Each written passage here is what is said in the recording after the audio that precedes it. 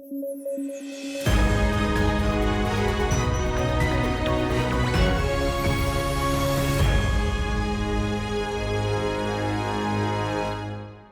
News at 9 programme में आपका स्वागत है। मैं हूं अमृत उपाध्याय। आइए जल्दी से देखें आज की हेडलाइंस। यूपीपीएससी आंदोलन में सरकार ने मानी एस्पिरेंट्स की मांगे। आंदोलन के चौथे दिन किया नोटिस जारी। 1 डे 1 शिफ्ट में होगा एग्जाम। 14 नवंबर को बनी भारत के पहले प्रधानमंत्री पंडित जवाहरलाल नेहरू की जयंती। बाल दिवस के तौर पर मनाई जाती है उनकी जयंती। चाचा नेहरू के तौर पर थे प्रसिद्ध। और दुनिया के सबसे बड़े कोरल्स की हुई खोज। सोलोमन द्वीप के नजदीक हुई है ये खोज। मेगा कोरल्स दिया गया नाम। आइए शुरू करें। प्रयागराज में 3 दिन चले आंदोलन के बाद आखिरकार चौथे दिन सरकार और आयोग ने एस्पिरेंट्स की मांगे मान ली हैं। आंदोलनरत और इस मांग का समर्थन कर रहे सभी को बहुत बहुत बधाई। सरकार और आयोग को भी बधाई, जिन्होंने देर से ही सही लेकिन आखिरकार एस्पिरेंट्स की जायज मांगों को माना। यही लोकतंत्र की खूबसूरती है कि जनता अपनी मांगे स्वतंत्र तौर पर रख सके और जनता के चुने हुए बाशिंदे इस पर विचार करें। हालांकि इस दौरान प्रशासन द्वारा छात्रों पर की गई पुलिस कार्रवाई एक लोकतांत्रिक देश में आंदोलन को खत्म कराने का सही तरीका नहीं था। उम्मीद है कि शासन इस पर भी विचार करेगा। आयोग ने पीसीएस परीक्षा और रिव्यू ऑफिसर यानी आरओ एग्जाम दोनों को लेकर नोटिस जारी कर दिया है। आयोग द्वारा जारी नोटिस के मुताबिक सम्मिलित राज्य प्रवर अधीनस्थ सेवा परीक्षा की विशिष्टता को देखते हुए आयोग ने परीक्षा को पहले की तरह एक ही दिन में कराने का निर्णय लिया है। अब जब परीक्षा एक ही दिन में होगी तो नॉर्मलाइजेशन की प्रोसेस का सवाल ही नहीं उठता। ऐसे ही आरओ के एग्जाम के लिए जारी नोटिस में कहा गया है कि इसमें शामिल होने वाले परीक्षार्थियों की संख्या 10 लाख से ज्यादा है। इसलिए आयोग ने इसके लिए एक समिति गठित की है जो बहुत जल्द इस पर विचार करके अपनी रिपोर्ट पेश करेगी। आरओ ही वो एग्जाम है जो फरवरी में आयोजित हुआ था और जिसके पेपर लीक के चलते पीसीएस की परीक्षा को पोस्टपोन करना पड़ा था। मीडिया खबरों के मुताबिक उत्तर प्रदेश के मुख्यमंत्री योगी आदित्यनाथ ने खुद इस मामले में संज्ञान लेते हुए उत्तर प्रदेश लोक सेवा आयोग से बातचीत की। मुख्यमंत्री की पहल पर ही पीसीएस प्रारंभिक परीक्षा को एक दिन में कराने का निर्णय लिया गया है। हालांकि अभी परीक्षा के लिए डेट नोटिस में मेंशन नहीं है, लेकिन आप अपनी तैयारी जारी रखिए। परीक्षा अब जिस दिन भी हो, आप सबको मेरी तरफ से सफलता की शुभकामनाएं। वैज्ञानिकों ने कोरल्स को लेकर एक बड़ी खोज की है। दरअसल वैज्ञानिकों ने दावा किया है कि उन्होंने प्रशांत महासागर में स्थित सोलोमन द्वीप के नजदीक दुनिया के सबसे बड़े कोरल्स की खोज की है। सोलोमन द्वीप के नजदीक स्थित इस क्षेत्र को 3 सिस्टर्स के नाम से जाना जाता है। ये कोरल्स इतने विशाल हैं कि शोधकर्ताओं को शुरुआत में लगा कि वे किसी विशाल जहाज के मलबे से गुजर रहे हैं। वैज्ञानिकों के मुताबिक विशाल कोरल्स की यह संरचना करीब 300 सालों से विकसित हो रही थी। यह जटिल संरचना कई छोटे छोटे कोरल्स पॉलिप के जरिए बनी है। 111 फीट चौड़ी और 32 मीटर लंबी इस संरचना को वैज्ञानिकों ने मेगा कोरल्स नाम दिया है। देखिए, अभी तक सबसे बड़े कोरल्स का रिकॉर्ड यूएसए के समोआ में स्थित बिग मोमा को हासिल था। मेगा कोरल्स आकार में बिग मोमा से 3 गुना बड़ा है। आपको बता दें कि कोरल्स को आमतौर पर समुद्री फूल समझा जाता है, पर ये छोटे छोटे जीव होते हैं जिन्हें कोरल्स पॉलिप्स कहा जाता है। कोरल्स में स्पाइन नहीं होती, इसलिए इन्हें इनवर्टिब्रेट्स माना जाता है। कोरल्स एक प्रकार की एल्गी जिसे जूजेंथेले कहा जाता है, उसके साथ सहजीवी सिम्बायोटिक संबंध में रहते हैं। ये एल्गी कोरल्स के लिए भोजन बनाती हैं, जिससे कोरल्स की वृद्धि होती है और ये रंगीन दिखते हैं। इसके बदले में एल्गी को कोरल्स से सुरक्षा हासिल होती है। भारत में कोरल्स कच्छ की खाड़ी, गल्फ ऑफ मन्नार, अंडमान और निकोबार, लक्षद्वीप द्वीप समूह और मालवन में पाए जाते हैं। कोरल्स के महत्व की बात करें तो ये पारिस्थितिक संतुलन यानी इकोलॉजिकल बैलेंस के लिए अहम है। कोरल्स समुद्री जीव जंतुओं के लिए आश्रय स्थल हैं और ये समुद्री खाद्य श्रृंखला को बनाए रखते हैं।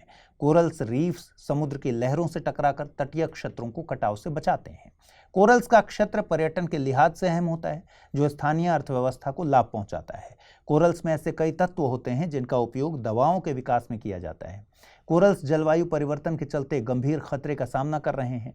बढ़ता समुद्री तापमान, प्रदूषण, समुद्र के पानी की अम्लीयता में वृद्धि और कोरल ब्लीचिंग जैसी समस्याओं के कारण कोरल्स तेजी से नष्ट हो रहे हैं। जब कोरल्स पर ताप, प्रकाश और पोषण जैसी स्थितियों में बदलाव के कारण दबाव पड़ता है तो कोरल्स जूजेंथेले एल्गी के साथ सहजीविता यानी सिम्बायोटिक रिलेशन को खत्म कर देते हैं, जिससे ये सफेद रंग में तब्दील हो जाते हैं। यह घटना कोरल ब्लीचिंग कहलाती है। कोरल ब्लीचिंग के लिए जिम्मेदार कारकों में महासागरों के तापमान में वृद्धि, प्रदूषित अपशिष्टों का महासागरों में बहाया जाना, सनलाइट का अधिक एक्सपोजर शामिल है। क्या आपके मन में कंफ्यूजन है कि आईएएस प्रिपरेशन को कैसे डेस्टिनेशन तक पहुंचाएं? तो जुड़िए UPSC IAS prelims to interview यानी P2I बैच से, जिसमें आपके हर प्रॉब्लम का सॉल्यूशन है मौजूद।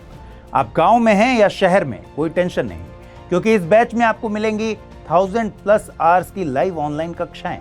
और आपको पढ़ते समय कोई कॉन्सेप्ट समझ नहीं आ रहा तो भी कोई बात नहीं, मेंटोरशिप प्रोग्राम का लाभ उठाइए और अपने मेंटोर से अपनी उलझन का समाधान पाइए। क्या मैं तैयार हूं? यदि इस सवाल का नहीं मिल रहा जवाब तो टेस्ट सीरीज का मिलेगा फायदा।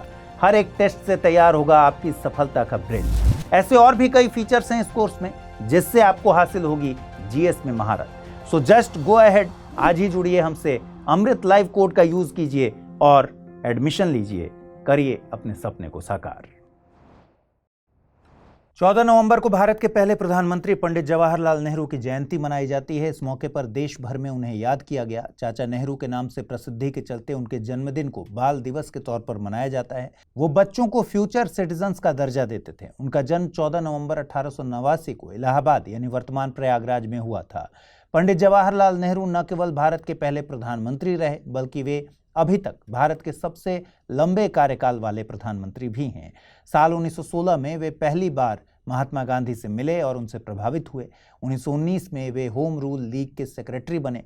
1920 में उत्तर प्रदेश के प्रतापगढ़ जिले में उन्होंने पहला किसान मार्च आयोजित किया। असहयोग आंदोलन से जुड़े होने के कारण उन्हें 2 बार जेल भी हुई।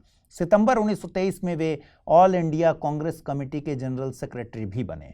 वहीं साल 1926 में उन्होंने Italy, Switzerland, England, Belgium, Germany और रूस की यात्रा की। बेल्जियम में उन्होंने कांग्रेस ऑफ ऑप्रेस्ड नेशनैलिटीज में इंडियन नेशनल कांग्रेस के प्रतिनिधि के तौर पर हिस्सा लिया।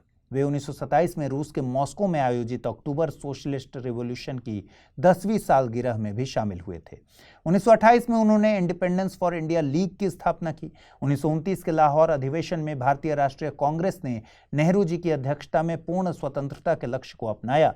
रेड फोर्ट ट्रायल्स में INA ऑफिसर्स की डिफेंस टीम में जवाहरलाल नेहरू, भूलाभाई देसाई और तेज बहादुर सप्रू शामिल थे।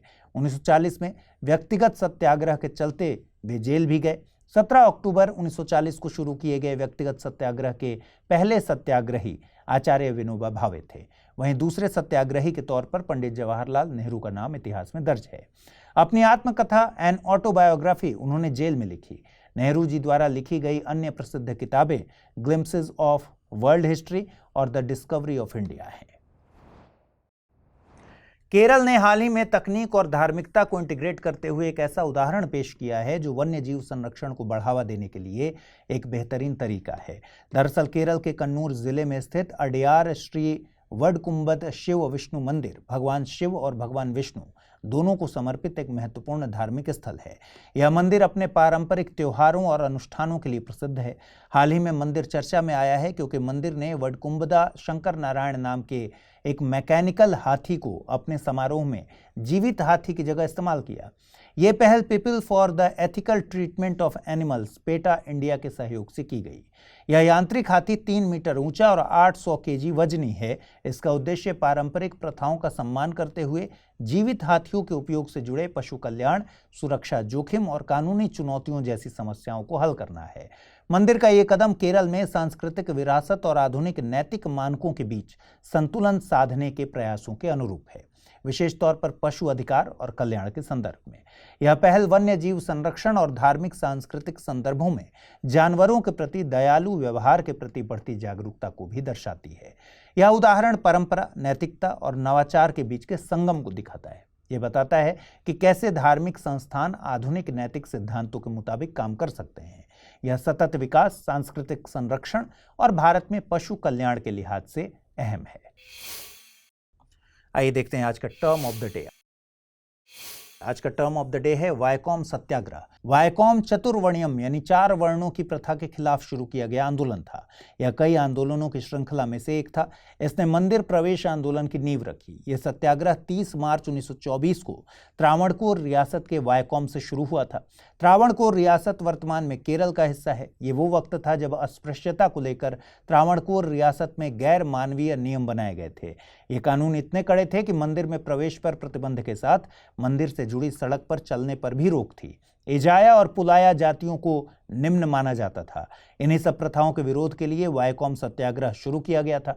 इसमें पहली बार त्रावणकोर में गांधीवादी अहिंसक तरीके अपनाए गए थे। के कलप्पन इस आंदोलन में बड़े स्तर के नेतृत्व बनकर उभरे। उन्हें केरल के गांधी के तौर पर जाना जाता है। व्यक्तिगत सत्याग्रह में वे केरल से चुने गए पहले सत्याग्रही थे। आइए देखें आज के रैपिड न्यूज में क्या है खास। कैरेबियाई देश डोमिनिका ने प्रधानमंत्री नरेंद्र मोदी को अपने सर्वोच्च नागरिक सम्मान डोमिनिका अवार्ड ऑफ ऑनर देने की घोषणा की है। यह पुरस्कार 19 से 21 नवंबर 2024 के बीच गुयाना में आयोजित इंडिया कैरिकॉम समिट के दौरान दिया जाएगा। इस पुरस्कार को कोविड-19 महामारी के दौरान डोमिनिका की मदद करने और भारत डोमिनिका साझेदारी को मजबूत करने में उनकी भूमिका के लिए दिया जा रहा है। गृह मंत्रालय ने CISF यानी सेंट्रल इंडस्ट्रियल सिक्योरिटी फोर्स की पहली महिला बटालियन की स्थापना को मंजूरी दी है। इस बटालियन में 1000 से अधिक महिलाएं होंगी और इसका मकसद महिलाओं को सशक्त बनाना और राष्ट्रीय सुरक्षा में उनकी भूमिका को बढ़ाना है। यह कदम VIP सुरक्षा, हवाई अड्डों और अन्य महत्वपूर्ण स्थानों पर बढ़ती मांगों को देखते हुए उठाया गया। इसे रिजर्व बटालियन नाम दिया गया है और इसका नेतृत्व एक वरिष्ठ कमांडेंट अधिकारी करेंगे। CISF केंद्रीय औद्योगिक सुरक्षा बल अधिनियम 1968 के तहत स्थापित एक सशस्त्र पुलिस बल है। यह गृह मंत्रालय के अधीन काम करता है। वर्तमान में यह Z+, Z, X और Y जैसी सुरक्षा श्रेणियों में प्रोटेक्टेड व्यक्तियों को भी सुरक्षा प्रदान कर रहा है। हर साल 14 नवंबर को वर्ल्ड डायबिटीज डे के रूप में मनाया जाता है। इस वर्ष की theme breaking barriers bridging gaps रखी गई है। डायबिटीज एक गंभीर बीमारी है जिसमें शरीर में इंसुलिन की कमी या इफेक्टिव यूज की समस्या होती है। इसके चलते ब्लड में शुगर लेवल बढ़ जाता है। आपको बता दें कि इस दिन की स्थापना 1991 में इंटरनेशनल डायबिटीज फाउंडेशन और विश्व स्वास्थ्य संगठन ने मिलकर की थी और 2006 में संयुक्त राष्ट्र ने इस दिन को मान्यता दी थी। फ्रेडरिक बेंटिंग के जन्मदिन को डायबिटीज डे के रूप में चुना गया था। उन्होंने चार्ल्स बेस्ट के साथ मिलकर इंसुलिन की खोज की थी। इसके अलावा 2007 में ब्लू सर्कल लोगो को डायबिटीज जागरूकता के प्रतीक के रूप में अपनाया गया। COP29 में N2O यानी नाइट्रस ऑक्साइड और global nitrous oxide assessment report पर विस्तार से चर्चा हुई। इस दौरान विशेषज्ञों ने चेतावनी दी कि N2O का समाधान किए बिना 1.5 डिग्री सेल्सियस तक तापमान में वृद्धि रोकना असंभव है। यह गैस ग्रीन हाउस प्रभाव और ओजोन परत को नुकसान पहुंचाती है। इसका सबसे अधिक उत्सर्जन कृषि क्षेत्र से होता है जो लगभग 75% के करीब है, जबकि उद्योगों से केवल 5% उत्सर्जन और 20% fossil fuel, waste water treatment आदि से होता है। वहीं N2O का ग्लोबल वार्मिंग पर 270 गुना अधिक प्रभाव पड़ता है और इसका जीवन काल भी लगभग 120 वर्ष का होता है। रिपोर्ट में बताया गया है कि मौजूदा उपायों से 40% उत्सर्जन कम किया जा सकता है, जैसे नियंत्रित उर्वरक, बेहतर खाद प्रबंधन और खाने में बदलाव आदि। H5N1 एवियन फ्लू वायरस 2023 में 17,000 से अधिक एलिफेंट सील्स की मौत का कारण बना। यह वायरस पेरू और चिली के तटों पर डॉल्फिन और अन्य समुद्री जीवों में फैलने लगा है। 2023 के मध्य में यह वायरस पेंटागोनिया, अर्जेंटीना तक फैल गया। यहाँ एलिफेंट सील्स की संख्या में भारी गिरावट आई। हाल के वर्षों में वायरस में ऐसे म्यूटेशंस विकसित हुए जो इसे जीवों के लिए अधिक खतरनाक बना रहे हैं। बर्ड फ्लू या एवियन इन्फ्लुएंजा एक वायरल संक्रमण है जो मुख्य रूप से पक्षियों में पाया जाता है। यह मनुष्यों और अन्य जीवों को भी प्रभावित कर सकता है। बर्ड फ्लू के कई प्रकार होते हैं जिनमें से H5N1 को सबसे आम और घातक माना जाता है। इसके अलावा H7H8 जैसे वायरस भी संक्रमण का कारण बनते हैं। IITF यानी इंडिया इंटरनेशनल ट्रेड फेयर का 43वां संस्करण आज नई दिल्ली में शुरू हुआ। इस वर्ष IITF का फोकस राज्य झारखंड है, जबकि बिहार और उत्तर प्रदेश इसके भागीदार राज्य हैं। इस ट्रेड फेयर में 11 देश हिस्सा ले रहे हैं, जिनमें चीन, ईरान, स्वीडन, थाईलैंड, लेबनान और UAE आदि शामिल हैं। आइए जल्दी से देखें आज के बुलेटिन पर आधारित सवाल। पहला सवाल है, बिग मामा नाम किसे दिया गया है? कोरल्स को, मैंग्रोव को, सबसे बड़ी मादा हाथी को या फिर बिग कैट में शामिल एक प्रजाति को? अगला प्रश्न है, दुनिया के सबसे बड़े कोरल्स की खोज कहां पर हुई है? हिंद महासागर, प्रशांत महासागर, आर्कटिक महासागर या फिर अटलांटिक महासागर? आइए देखें पिछले बुलेटिन में आपसे क्या सवाल पूछे गए थे, उनके सही जवाब क्या हैं। पहला प्रश्न था 2024 का बुकर प्राइज लेखिका समांथा हार्वे को किस पुस्तक के लिए दिया गया? ऑर्बिटल, कैरोस, प्रॉफिट सॉन्ग या फिर द वाइल्डरनेस? सही जवाब है विकल्प ए यानी ऑर्बिटल। अगला प्रश्न है, G20 का सालाना सम्मेलन 2024 में कहां आयोजित किया जा रहा है? ब्राजील, दक्षिण अफ्रीका, इंडोनेशिया या फिर भारत? सही जवाब है ब्राजील, विकल्प ए। तो आज इस बुलेटिन में फिलहाल इतना ही। कल रात 9 बजे आपसे मुलाकात होगी। ख्याल रखिए अपना, ठीक से पढ़ाई कीजिए। नमस्कार।